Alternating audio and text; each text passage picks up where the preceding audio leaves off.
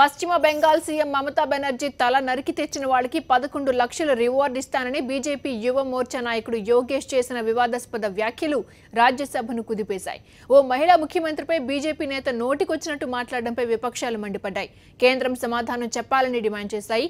Party నాయకుడు చేసిన ప్రకటనను బీజేపీ కనీసం ఖండించకపోవడంపై మహిళా ఎంపీలు అభ్యంతరం వ్యక్తం చేశారు.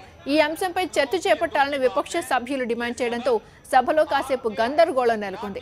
గో సంరక్షణకు పెద్దపీట వేస్తున్న మోదీ సర్కార్ మహిళలను మాత్రం పట్టించుకోదా అంటూ కేంద్రంపై తీవ్ర స్థాయిలో ధ్వజమెత్తారు Samajwadi party MP Jaya Bachchan. I would like to. Bajwa. Bajwa. No. Bajwa ji.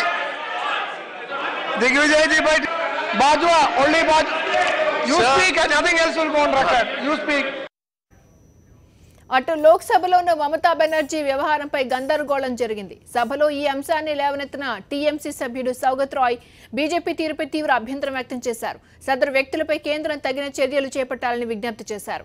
లోక్సభలో కాంగ్రెస్ పక్ష నేత మల్లికార్జున ఖర్గే కూడా ఈ అంశంపై ఘాటుగా స్పందించారు. ఓ మహిళా ముఖ్యమంత్రిపై ఇలాంటి ప్రకటన చేసినందుకు సిగ్గుపడాలన్నారు. టీఎంసీ సహా ఇతర విపక్షాలు నినాదాలు చేయడంతో సభలో గందరగోళం ఏర్పడింది. దీంతో కేంద్ర మంత్రి అనంత్ కుమార్ స్పందించారు. బీజేపీ నాయకుడు మమతా బెనర్జీపై చేసిన వ్యాఖ్యలను కేంద్రం ఖండిస్తోందని చెప్పారు. తగిన చర్యలు చేపడతామని హామీ ఇచ్చారు. In rural areas and border areas, including